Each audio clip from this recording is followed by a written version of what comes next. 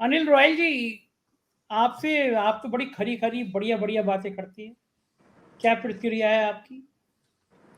भैया संजय भाई, पहले तो आप डरा रहे थे, फिर मीनू जी ने डरा दिया। संजय जी की बात बताई दी कि संजय जी 10 बजे तक सो के उठते हैं, तो भाई रिक्वेस्ट है संजय भाई की, अरेस्ट भी करने आओ तो 10 के बाद आ जाना। मीनू जी सबको डरा रही हैं, तो ऐसे में कौन बोले, सबको डर लगता है।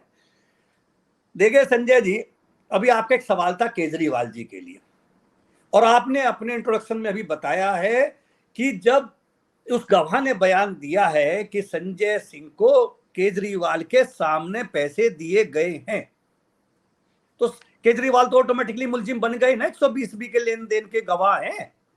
या तो केजरीवाल सरकारी गवाह बने, स्वीकार करें कि हाँ जी मेरे सामने संजय सिंह को दिए थे, और नहीं तो केजरीवाल चलो जेल, यानी कि तुम दोनों मिलके लेने वाले थे। इसलिए केजरीवाल जी तो अगला नंबर है ही।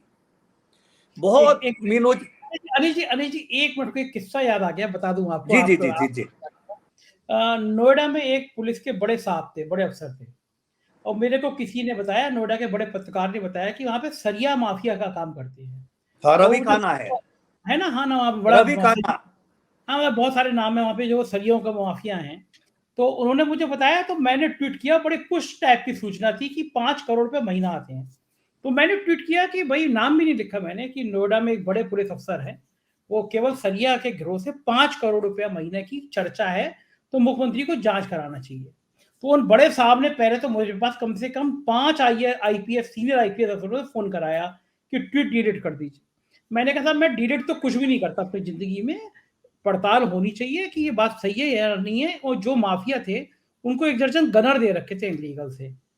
अचानक मेरे पास एक दिन नोटिस आता है कि साहब, नोएडा के थाने में एक एफआईआर लिखी गई है, एक कोई नागर है, बेवा नावरना जो भी नाम था मैडम का, और लिखा है कि साहब मैं जा रही थी, 6-7 लोगों ने मुझे घेरा और ये कहा कि तुम जानते नहीं, हम संजय शर्मा से कहकर तुम्हारे गनर हटवा देंगे, और संजय शर्मा के संबंध बड़े बड़े नेताओं से हैं, और तुम अगर दोबारा बोलोगे तो हम संजय शर्मा से कह देंगे। ये उस एफआईआर में लिखा गया। पुलिस का मेरे पास में इंस्पेक्टर ने नोटिस भेजा कि साहब इन्होंने ये कहा है कि संजय शर्मा से कह के गनर हटा दें। हम ना जान ना पहचान, भाई ना हम इनको जाने ना उनको जाने, नोएडा के हम किसी भी आदमी को नहीं जाने। हमारे वकील हैदर भाई, वो जवाब ही नहीं उनका तो सारी। तो उन्होंने बहुत बढ़िया ड्राफ्ट करके भेजा कि अगर मैं ये कहूँ कि मेरे दफ्तर के बाहर कुछ लोग मुझे धमकी देने आए थे, और उन्होंने कहा तुम जानते नहीं, मोदी जी को जानते हैं, मोदी जी ने कहा कि तुम्हें बंद करा देंगे, तो क्या नोटिस मोदी जी को भी जाएगा? तो मामला उस नोटिस के बाद, हैदर के नोटिस के बाद मामला ठंडे बस्ते में चला गया। तो मुझे आपकी बात याद आई कि एक व्यक्ति जो खुद अभियुक्त है, उसने कह दिया कि केजरीवाल के सामने संजय सिंह को पैसे दिए, संजय सिंह बुक हो गए, और आप कह रहे केजरीवाल का नंबर है। क्या कानून इतना इतना ऐसा हो गया है देश में? अनिल जी, जो जो प्रसंग आप अभी बता रहे हैं, अभी पिछले हफ्ते एक एडीजी साहब ने बताया कि वो 5 करोड़ बढ़ के 11 करोड़ हो गए हैं। वो काम यथास्तूर जारी है। मतलब मैं नहीं, मेरे लिए आश्चर्यजनक है कि एक आदमी 5 करोड़ या 11 करोड़ रुपए महीना देता हो। और मैंने किसी एक बड़े प्रिंट में पढ़ा, एक एजेंसी की खबर आई, एक यहाँ के सीनियर पत्रकार ने वो खबर मुझे भी भेजी, तो मैंने आश्चर्य किया। तो उसने बाकायदा लिखा इसमें बड़े बड़े लोग शामिल हैं। तो फिर किसी अभी पिछले हफ्ते के एडीजी साहब बता रहे थे कि भाई साहब तो 11 हो गए हैं। अब राम जाने 11 हो गए नहीं हो गए संजय जी। देखिए, ये तो शासन जाने प्रशासन जाने, जिस चीज का हम लोगों के पास सबूत नहीं, हमें नहीं बोलना चाहिए। पर जैसा अभी आपने कहा कि उस महिला को किसी ने ये कह दिया कि संजय शर्मा, एक तो अच्छी बात है कि संजय शर्मा को इस हैसियत में माना जा रहा है वो किसी के गनर हटवा सकते हो, ये तो अच्छी बात है संजय भाई। तो हैदर भाई ने जवाब सही दिया। पर आप अपने आप को बड़े सेलिब्रिटी मानिए, यूपी में किसी के कहने पे एफआईआर दर्ज होनी भी बड़ी चीज है। अगर आपके कहने पे गनर हट रहे हो ऐसे प्रभावशाली आदमी के, तो आप ताकतवर इंसान है, आपको इसके लिए बधाई। आज हम अपने विषय की बात कर रहे हैं जो कल से है और आज तक है।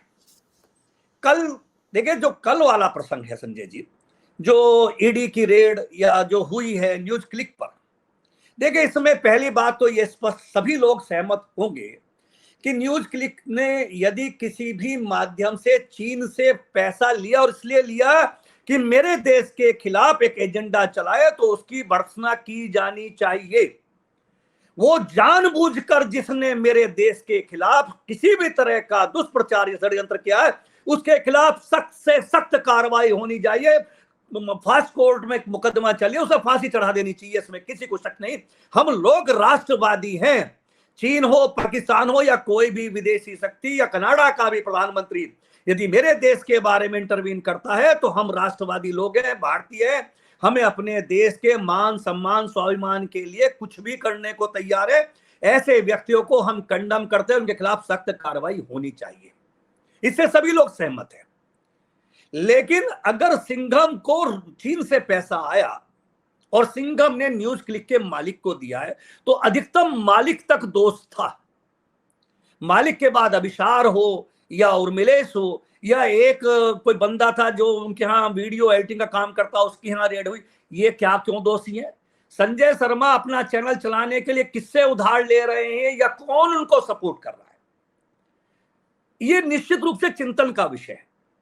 संजय जी जो मोटी तौर पे आ रही है, शायद 33 करोड़ रुपया न्यूज क्लिक को दिया गया, जो चर्चा आ रही है कहीं ना कहीं। आपको भी चैनल चलाते होंगे, मुझे भी 40 साल अखबार निकालते होंगे, ये सब जितने लोग बैठे, सीनियर लोग बैठे, हमें आपको तो कोई 40 करोड़ 33 करोड़, कोई 3 करोड़ और 1 करोड़ 3 लाख भी नहीं, 30 लाख भी नहीं देने आ रहा।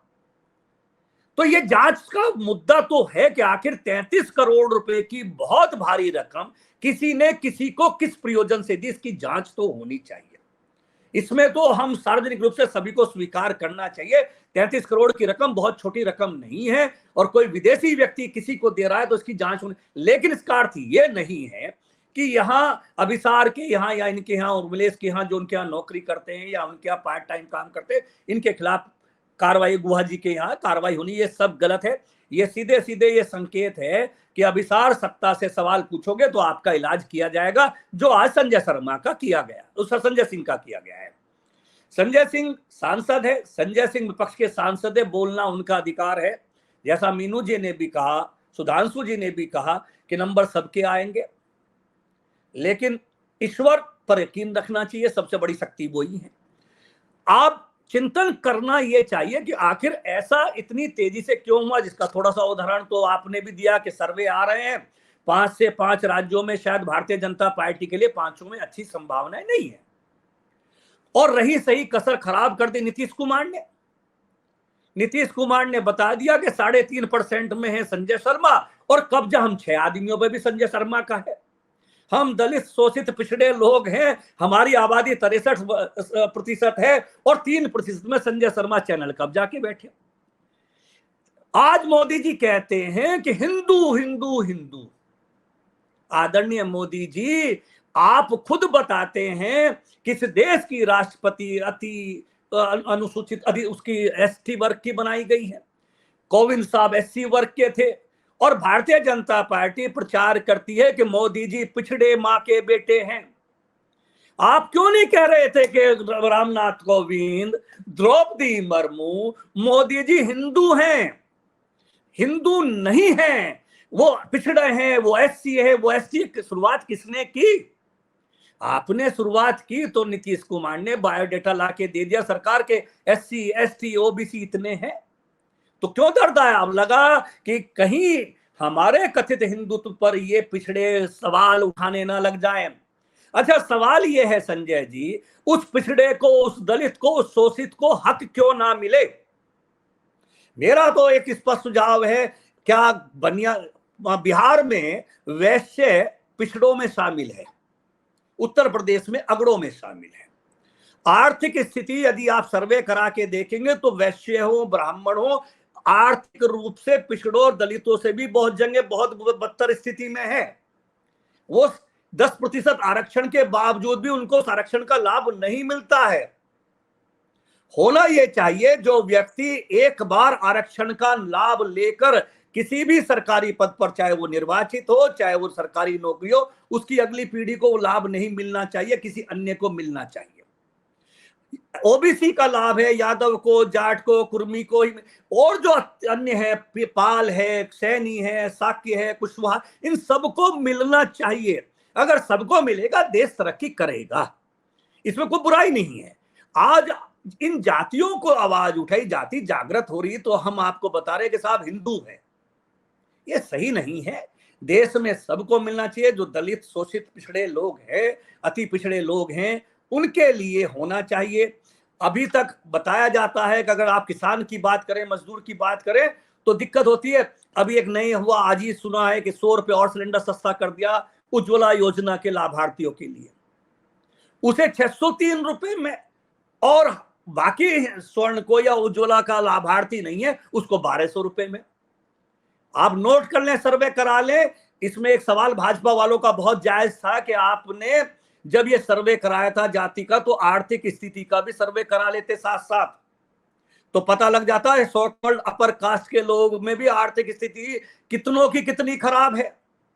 पिछले 2 साल पहले कोरोना आया था, आपके पड़ोस में भी संजय भाई, जिनको आप अच्छे संपन्न परिवार मानते थे, वो कोरोना के 2 साल में गर्दिश में थे, उनके घर में चूल्हा ना जलने की नौबत आ गई थी। हम सबके संपर्क में ऐसे लोग हैं जिनको हम मानते कि अच्छे हैं, लेकिन उनकी आर्थिक स्थिति खराब है। छोटे व्यापारी के बोनियां नहीं हो रही, बोनी नहीं हो रही, कर्जे चढ़ रहे हैं। अभी जो रिपोर्ट आरबीआई की आई है, मध्यम वर्ग पर और उच्च मध्यम वर्ग पर कर्जे की लिमिट बढ़ती जा रही है। देश पर तो कर्जा बढ़ रहा है, इंडिविजुअल पे भी कर्जा बढ़ता जा रहा है, नुकसान की तरफ जा रहा है। 2024 में आर्थिक रूप से भी देश में दिक्कतें हैं, गरीबी अमीरी में भेदभाव बढ़ रहा है। इस पर चिंतन होना चाहिए। यदि राजा डर रहे हैं तो उन्हें डरना चाहिए आने वाली उस विपदा से, जब देश में गरीब गरीब की तरफ होता जा रहा है, कुछ ही लोग अमीर होते जा रहे हैं। ऐसे में देश का माइंड डाइवर्ट करके केवल वो ये चाहते हो कि साहब हमने संजय को जेल भेज रहे हैं, फला को जेल भेज रहे हैं। जनता इस पर है, जनता बहुत जागरूक है और चिंता करने की जरूरत नहीं है। जिसका कोई नहीं होता उसका खुदा होता है। जब एक सीमा पार आएगी तो जनता खुद खड़ी होगी। और किसान ने 13 महीने बैठ के दिखा दिया कि बड़े राजा ने उन्हें खूब उजाड़ने की कोशिश की, लेकिन किसान उड़ा तो आखिर में राजा को 13 महीने बाद माफी मांगनी पड़ी। ये देश इतना कमजोर नहीं है, इस देश का चाहे हिंदू हो चाहे मुसलमान हो, इतना कमजोर नहीं है कि एक चोर होगा जेल जाएगा, नहीं होगा न्यायालय से लाभ पाएगा। लेकिन इस आड़ में कि 33 करोड़ रुपए लेने के बाद हम सवाल ना दे, तो देना पड़ेगा, देना चाहिए। पर किसी और को इसलिए कि भाई संजय शर्मा इस बात से डर जाए कि अभिसार को ईडी बुला रही है, तो ये नहीं होगा। देश खड़ा होगा, 2 दिन बाद खड़ा होगा, 4 दिन बाद खड़ा होगा। देश आज जागृत है और उसी जागृति का परिणाम है संजय शर्मा अगर मुखर आवाज से बोलते हैं तो 9 करोड़ 10 करोड़ 20 करोड़ 10 दिन में आपके 1 लाख फॉलोअर्स बढ़ रहे हैं, सब्सक्राइब बढ़ रहे हैं। ये देश की आवाज है जो आपका स्वर सुन रहा है। और जो देश इतना जागरूक है, आपके हजारों कमेंट भेज रहा है, वो देश इतना कमजोर नहीं है। न वो अंग्रेजों से डरा, न मुगलों से डरा, न किसी और ताकत से डरेगा। ये देश बहुत मजबूत है, देशवासी बहुत मजबूत है।